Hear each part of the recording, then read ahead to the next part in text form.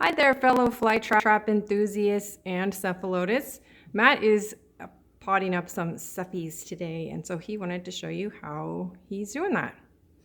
Yeah, I just took these guys out of tissue culture, deflasked them, and I had another video where I showed deflasking fly traps. The Cephalotus are basically the same deal. This is just one container, so you can see there's a few plants in here. Some of these are pretty nice sized. That's pretty unusual for Cephalotus. They mostly look like little bean sprouts like this most of the time coming out of tissue culture. So it takes a while for them to grow to sale size, but first step is getting them in soil so they can do that. And I was just going to walk you through how I pot them up. And this is something different than we've done in the past. Leah has historically just put them in the long fiber sphagnum, and they do okay that way, but I think they were getting damaged as they were getting put into the sphagnum and breaking some of the leaves because Cephalotus are really brittle. And so we were getting only about 50 to 60% survival rate for most of our Cephalotus. And I did 3 jars yesterday, and I took a look at them today under the lights, and they actually look pretty good. So I'm pretty hopeful we'll have a decent amount of survival from these and be able to offer quite a few next year at Flytrap Store. So anyway, I'll just walk you through the process real quick. Let me go through what I have in front of me. So I've already pre-stuffed some pots, but I figured I'd show you guys the whole process. So pots, obviously, soil here. And this is that new Terry Alton Hatchie sphagnum peat mixed with 50% silica sand.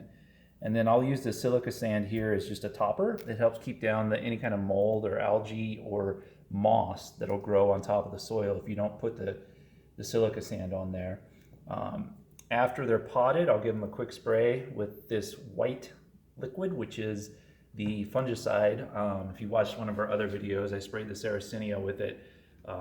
Chlorothalonil or something like that is the active ingredient. It's basically Daconil historically. It's a product from Ortho. And then this is my secret special mix, which is basically, it's got a little bit of rooting hormone in it, some mycorrhiza, and what's the other stuff? It's secret. You can't tell it. Right. I'll put it up here. So Okay. These two things, Soil Blast, which is a trichoderma, and this Mycoblast, which you only use once at the beginning when you're potting with roots. It forms a healthy bacteria colony in the soil. That's the theory anyway. Seems to help, it doesn't hurt, so I use it. Okay, here we go. So this, what I've been holding in my hand, is just a cut up square paper towel. And since we have holes in the bottom of the pot, I don't want the peat and sand to get washed out when we water from the bottom. So I just stick the little piece of paper towel down in there to plug the holes, essentially. Some people use long fiber sphagnum to do this, to achieve the same thing. And then I just make sure it covers all the holes. Then I'll drop some peat and sand in there. And I usually try to pack it kind of dense at the bottom. So I'll use another pot, mash it down, get it nice and dense down there. So that'll hold water a little better. And then near the top of the pot, I'll pot it a little more, or pack it a little more loosely. And that way it gives the roots a little bit easier journey when they start trying to push through the soil. So Cephalotus are sort of particularly picky about it being kind of loose, right?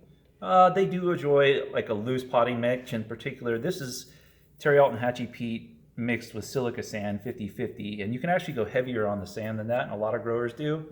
I don't know, they grow, Cephalotus will grow in pretty much anything, but they do often just up and die for seemingly no reason, and that's probably due to either the roots getting too hot or some bad bacteria growing in the soil. So that's why I add some of this special stuff to the soil mix to help with that. So anyway, okay, so we're all set. I got a pot here, and then I got my fancy tool. This is my potting tool. It's a very expensive and advanced implement called A chopstick. a chopstick.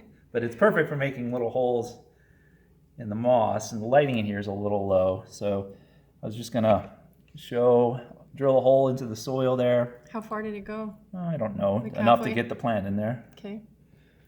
maybe an inch down. And then I just pick up one of these guys, and you can see it's got like a little bit of a stump here to it. Some of them have that, some of them don't, coming out of tissue culture. So I'll just drop that in there, push the soil in around it, and that's one. And I'll put 4 of these little clumps per pot. So these guys are nice. This one's a nice big chunky one. Yeah, those are big ones. They usually, sometimes they have roots that look like almost like hairs. They're so thin. And I'll do 2 more, and then we'll be ready for the drizzle of the secret sauce. And the sand topping. And the sand topping lastly. Okay. Here's a nice chunky one too. This will make it easy for me and get it done quickly. Okay, so these guys, I'll just work the edges down a little bit, make sure they're in there firmly. These are nice here. Get the soil down a little bit, and then I'll top dress it after I sprinkle it with the secret fertilizer / root hormone / Trichoderma mycorrhiza treatment. So here we go. We have a fancy dancy turkey baster just in time for Thanksgiving. And this is what I use for drizzling.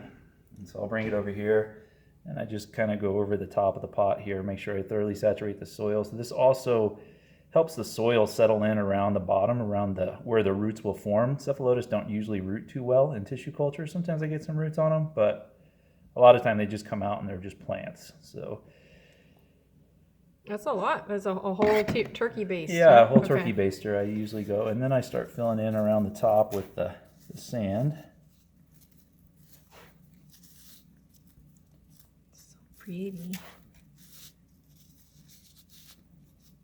To work it in the middle without covering them up too much, but the good news is they'll grow out of it. So let's shake some of this off, and we'll get this guy, and this sprayer will actually help me move some of the sand off the top of them. Oh, there it is. It's coming back. Hey there. And so a lot of the foliage will be covered by that sand, but like I said, none of this foliage is going to last them long term. They'll just grow out of this sand, and foliage. The new foliage will look much nicer, and the important part is to keep the peat covered so you don't get much in the way of grossness growing on top of the peat. Did you say grossness? Grossness, yeah. Algae, that's the official mold, word for that it. Kind of stuff.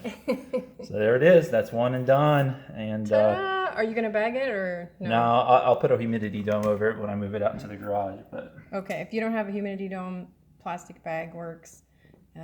Why do you want to keep it humid for a little while? Any plants coming out of tissue culture, you need to keep humidity high, because then they've been growing in jars where the humidity is 100%, so they would die pretty quickly without.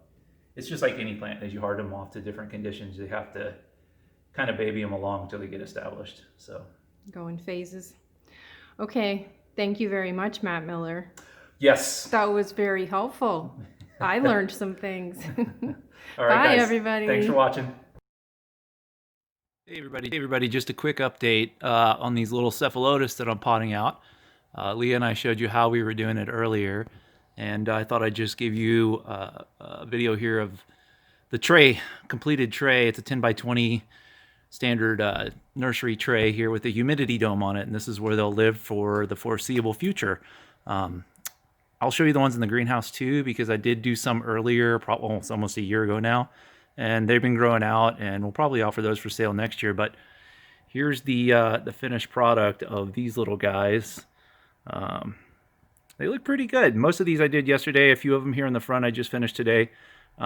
Usually we see some die off almost immediately, and these guys look like they're holding their own. So I'm hopeful most of them will make it to adulthood, and then we can get them out to people who are looking to get some Cephalotus in their collection. So, all right, I'll do another quick update in the greenhouse, and then that'll be the end of this video. Thanks.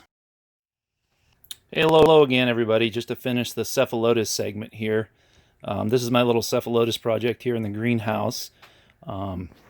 This is an OG black I got. I kind of put it through the ringer just to test it out to see how how much it could handle this summer. It did okay. You can see the older pictures are dying off, but it did put up some new pictures. It got up to 112 one day this year here, and this thing was out here in that heat. So you can see lots of new leaves coming out, winter leaves. So it'll make it. Next year I'll probably baby it a little more. I just kind of wanted to give it a test, see how much it could stand. And then these are the little flytrap store Cephalotus. These are probably a year out of tissue culture now, and I've had them in the greenhouse all summer. They were in the 110-degree weather too, but it didn't seem to bother them as much. This one here, I only potted, maybe a couple months ago, so it's just starting to fill in now. You can see some of these guys are pretty healthy looking and pretty large at this point, certainly ready for sale size as a young Cephalotus, but I think I'm going to grow these out to full adulthood because I haven't seen an adult Cephalotus picture on one of our plants out of tissue culture in a long time, so I think that'd be fun. These are also a couple of Hummer Giants over here that I picked up this year. They did also stay out here. This one looked pretty nice when I got it, and now it's died back to nothing, but I know it'll be hardier next year. It's put down a lot of roots, I'm sure of that. I fertilized these guys pretty heavily through the summer. So all these guys are my little Cephalotus project here. And this is where, after they're done hardening under the lights, we'll move some out here. I might just keep them under lights because they tend to do better in there. But in any case, thought I'd show you the finished product here. Little baby clumps of Cephalotus. All right. Thanks, guys.